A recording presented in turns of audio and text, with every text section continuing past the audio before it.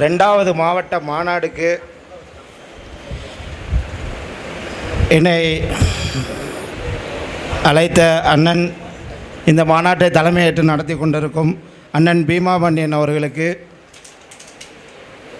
எனது நன்றி கலந்த வணக்கத்துடன், மேலும் தமிழ் தேசிய களத்தில் தொடர்ந்து மக்களோடு மக்களாக தமிழ் தேசியத்திற்காக உயிரோட்டி கொண்டிருக்கும் அத்தனை தோழமைகளுக்கும் எனது பணிவான வணக்கங்களை தெரிவித்துக் கொள்கிறேன்.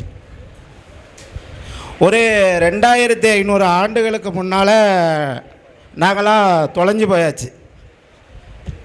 புறநானூறு, அகநானூறு போன்ற சங்க இலக்கிய காலங்களில் பாணன், பறையன், துடியன், கடம்பன்னு 4 சாதிகள் இருந்ததா இலக்கியங்கள் மூலமாக நமக்கே தெரிஞ்சுக்கிறோம். இப்போ தெரிஞ்சுக்கிறோம்.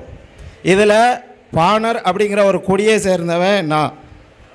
கிட்டத்தட்ட ரொம்ப காலமாக நாங்கள் இந்த மண்ணிலேயே இல்லைங்கிற அளவுக்கு ரெக்கார்ட் ஆயிடுச்சு. தமிழர்களை துண்டு துண்டா வெட்டி வேட்டையாடுறது தான் இந்த திராவிட அரசோட ஆரம்பத்தில் இந்த 50 ஆண்டு கால செயல் திட்டமாக இருந்துகிட்ருக்குது. அந்த வகையில் 2500 ஆண்டுகளுக்கு முன்னாடி பாணர்னு ஒரு கொடி இருந்துச்சு. ஊருக்கு 10 குடும்பம் இருந்துச்சு.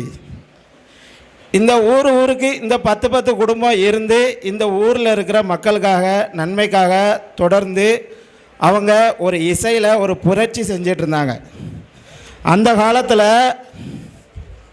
நமக்கு ஏதாவது ஒரு பிரச்சனை அப்படின்னா மருத்துவரோ வைத்தியரோ இவங்களெல்லாம் போகிறதுக்கு முன்னாடி இசை அப்படிங்கிறத வச்சு முதல்ல ஒரு வைத்தியம் பார்ப்பாங்க. ஒவ்வொரு ராகத்துக்கும் நம்ம உடம்பில் ஓடக்கூடிய இல்லை வரக்கூடிய ஒவ்வொரு பிரச்சனைகளையும் சரி செய்யக்கூடிய ஒரு அமைப்பு இருக்குது. அந்த வகையில் ஒரு சில ராகங்களையும் அந்த ராகங்கள் இசைக்கிறதுனால நமக்கு எந்த மாதிரியான பிரச்சனைகள்லாம் நமக்கு சரியாகிறது அப்படிங்கிறதையும் இப்போ உங்ககிட்ட சொல்லலான் இருக்கேன். கல்யாணதாகினி அப்படிங்கிற ஒரு ராகத்தை நம்ம வீணையில் மீட்டும் போது நம்மளோட குறைகளை மறந்து நமக்கு பெருந்தன்மையான உணர்வு அதிகமாக வருமா. ஹம்சாந்தி அப்படிங்கிற ஒரு ராகத்தை நாம் இசைக்கும் போது ஒரு சிறிய குழந்தைகளெல்லாம் மென்மையான குழந்தைய வருடுற அளவுக்கு நமக்கு ஒரு உணர்வு ஏற்படுமா. அமிர்தவர்சினி அப்படின்னு ஒரு ராகத்தை தொடர்ந்து வாசிக்கும் போதும் இல்லை கேட்கும் போதும் மேகங்கள் திரண்டு மழையாக பொழியுமா.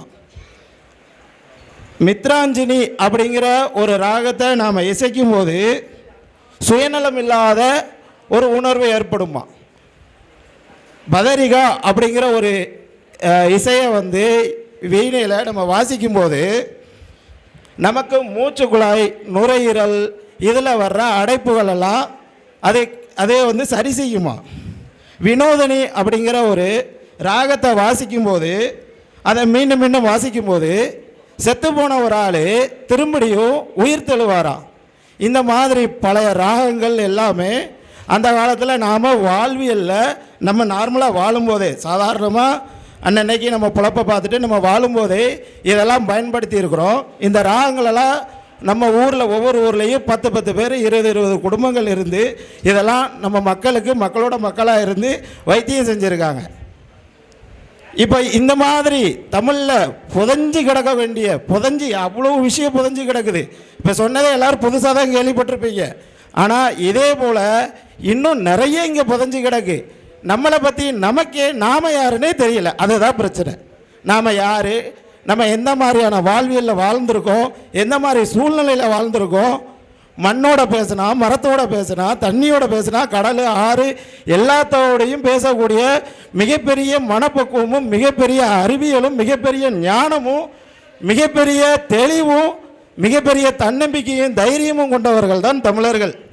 ஆனால் இவங்க இப்போ ஒரு 50 காலமாக இந்த திராவிட மக்கள், இந்த திராவிட அரசியல் பண்ணிட்டு வரவன், இந்த மத்தியில் இந்த ஆரிய அரசியல், இந்த மாதிரி அரசியல் பண்ணிட்டு வரவன்ட்ட சிக்கி சின்ன பணமாகி இன்னைக்கு எல்லாரும் 50, 100, 500, 1000க்கு ஓட்டு போட்டு ஆட்டையும் நாட்டையும் ஆட்சியும் அவங்க கையில் கொடுத்துட்டு இன்றைக்கி நம்ம எல்லாரும் வரலாற்றில் கொஞ்சம் கொஞ்சமாக காணாமல் போகிறோம். நாங்கள்லாம் காணாமல் போயிட்டோம். அண்ணன் தேடி பிடிச்சி கொண்டு வந்து இன்றைக்கி நிப்பாட்டி வச்சுருக்காரு. காணாமல் போன எண்ணெயை 2500 வருஷத்துக்கு முன்னாடி காணாமல் போன எண்ணெயை இன்றைக்கி பீமாண்ண தமிழ் தேசிய அரசியல் காலத்தில் நீங்கள் கண்டிப்பாக இருக்கணும், நீங்கள் வரணும்னு சொல்லி என்னை கூப்பிட்டு நான் மெனக்கிட்டோம் அண்ணனுக்காக. சரி, எனக்கு இந்த மேடையெல்லாம் பேசி பழக்கம் இல்லை. நான் இன்றைக்கி அண்ணனுக்காக வந்து சரி நம்ம பங்குக்கு நம்ம முன்னோர்கள் நம்ம என்ன செஞ்சுருக்கோம், நம்ம எல்லோரும் எப்படி இருந்தோம், இப்போ நம்ம எப்படி இருக்கோம், இந்த சின்ன ஒரு மேட்ரை வந்து சின்ன விஷயத்தை மட்டும் உங்கள்கிட்ட பகிர்ந்துட்டு போகணுன்னு தான் வந்தேன்.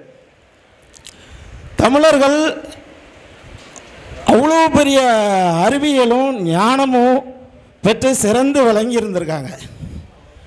அதுக்கப்புறம் படிப்படியாக கொஞ்சம் கொஞ்சமாக நம்மளை அறிவில்லாத குருடர்களாக்குனா, அறியாமையிலாக்குனா, அப்புறம் சுயமரியாதை இல்லாமல் நடத்த ஆரம்பித்தான். அப்படியே கொஞ்சமாக போய் அடிமைப்பட்டு போயாச்சு. இன்றைக்கும் நம்ம அடிமையாக தான் இருக்கோம். திராவிட அரசுக்கு கீழே அடிமையாக இருக்கும். தமிழர்களுக்குன்னு தமிழ் தேசிய அரசியல் என்றைக்கு ஆட்சி அமைக்குதோ அன்னைக்கு தான் நம்ம அடிமை இல்லைங்கிறத நாம் எல்லாருக்கும் சொல்ல முடியும். அது வரைக்கும் நம்ம எல்லோரும் அடிமை தான். தமிழ் தேசிய காலத்தில் தொடர்ந்து பீமானனோட பயணிப்போம் அப்படிங்கிறதுல உறுதியாக இருக்கிறேன். நன்றி, வணக்கம்.